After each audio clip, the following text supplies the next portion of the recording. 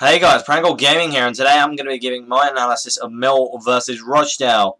Now let me just say, finally, it's quite good to have won at home. Now, let's not talk about that, and let's actually talk about what happened in the first half.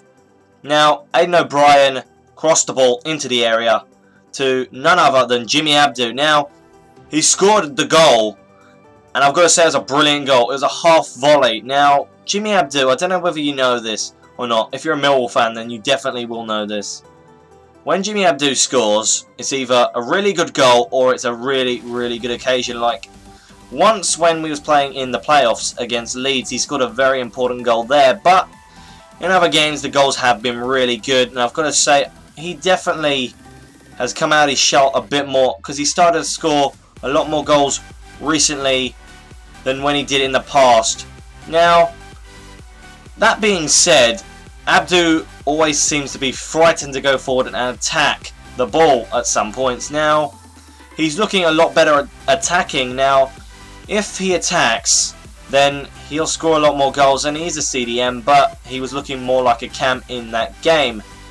Now, we did relax quite a lot towards the end of the second half, and I've got to say that was what cost us the goal. But before I talk about that, let's talk about something that I need to talk about, to be honest, because there's a Millwall player, every Millwall fan will know him. It's Fred, but I can't say his surname. Unfortunately, someone did actually say in the comments section of one of my previous videos how to say his surname. Now, unfortunately, I'm not going to even bother trying to pronounce it. I'm just going to call him Fred. All the Millwall fans will understand and know who I'm talking about. Now, I've got to say, he tries to move forward and do skills far too much. Now, when he moves forward and beats the player with the skill move, he doesn't have an end product most of the time, and I've got to say that's quite annoying, because he's a decent player, but that really should be something he's got to work on. He really needs to get better at putting a ball into the area. And also, when he has to defend, he doesn't really defend, he kind of relaxes. I mean, I was watching him play against Rochdale, and he was just pointing fingers. Instead of going to the player himself, he's got to make sure he gets tighter and defends for the rest of the team, because if you're someone that plays on the team, you have to work like a team. You can't just point fingers and ask the other player to go and defend the player for you. You have to do it yourself, unfortunately. Now, got to say, with our defence, it did look a lot stronger, and it is improving every single game, which is really good, to be honest. Now, I'm just afraid that Harris is going to touch the defence a little bit too much by putting in Martin and putting Craig in at centre-back.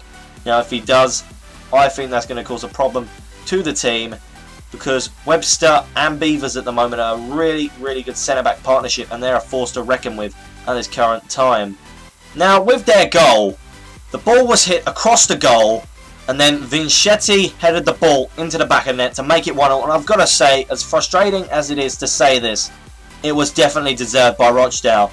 We definitely were relaxing a lot more, and we shouldn't have done, because we're not used to winning at home, and that could have been the reason why we did concede the goal, and we kind of relaxed because we thought, yeah, we're winning at home, we can do better, but we did concede the goal, and unfortunately it did come just before half-time. It was annoying in the fashion it went in, and it's annoying for Archer, because Archer is definitely a really good goalkeeper, and I'm really impressed with him. I have so much praise for him. Now, we did score just before half-time. Luckily, we went into the break winning, and that's really good, to be honest.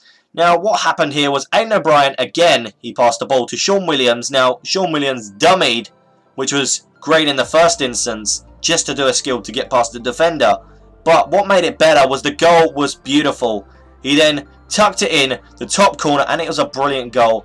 And I've got to say, with Sean Williams, I've always said that I don't like him that much as a footballer, but he is definitely proving to be really good for Millwall. And as I said in another video, I do question how much he wanted to play for the club, but I can't question that anymore. He really is playing brilliantly at this current time, and he is proving to be one of the better players for the team. Now, not so much happened in the second half, but Rochdale did start off the better team, and we were still a little bit relaxed compared to what we should have done. But Rochdale were proving a really hard team to play against when it kicked off, and I was going to say we're quite lucky that we didn't concede another goal at that current time. Then Aidan O'Brien passed the ball to Steve Morison, and I've got to say this is brilliant, because Steve Morison scored, and it was a great goal I'm so glad Morison scored. He's one of my favourite attacking players that Millwall have had in a long time. And the goal, well, it wasn't a bad goal, let's be honest. He chipped the goalkeeper. Yes, the goalkeeper wasn't on his line. So it's nothing that impressive, but it was a good goal from where he was. And it was great to hear his song again, because I have actually been talking to my brother about this. I've really wanted to hear his song for so long, because he doesn't really score, and he's a striker, and it's a shame that he hasn't been scoring goals. But he did, and I'm really glad he scored. Now, Rochdale's goalkeeper, Lillis, he made a string of saves to deny us a great chance to score and make it 4. Now, what I'm talking about here is Ed Upson had a brilliant shot, and that shot was amazing. So the save, well, it wasn't that great in the first instance, but it did drop to Lee Martin, and the goalkeeper did really well to save the second shot.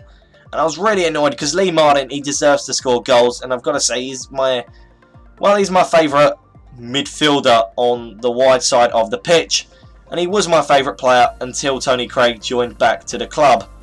Now, he did deserve to score, and we definitely should have got another goal in that game, but we didn't, and sometimes that happens, but you can't do anything about it. Now, I've got to say, it's a great feeling to actually have won at home. I was actually forgetting the feeling of winning at home. Now, I shouldn't be saying that, but it really, I was forgetting it. I didn't know whether Millwall knew the feeling. Now, we hadn't won at home for such a long time, and it's brilliant that we could win at home, and we definitely deserve to win the game. And hopefully, it means that we can win at home a lot more this season, because that was the reason we got relegated. We couldn't win at home. Now, I think that we can definitely push on to do really well this season, as long as we continue to win at home, and I think we will now that we've got that first win in the league at home. Now let me just talk about the two key players, one for each team. Now with Millwall is Aidan O'Brien. He had 3 assists in this game, and that is fantastic. I've got to say he's been one of the better players that we've had on this team, and he's definitely making a big improvement to the team. Now with Rochdale, it was Vincetti. He did score the goal, and he was really good going forward for Rochdale. So unfortunately, he didn't do anything else. He could have scored yet another goal, but Archer did save that. I'm glad he did, but Vincetti was really good for Rochdale. So anyway, guys, I hope you have enjoyed this video. Like, comment, subscribe, and I'll see you guys in the next video. Goodbye.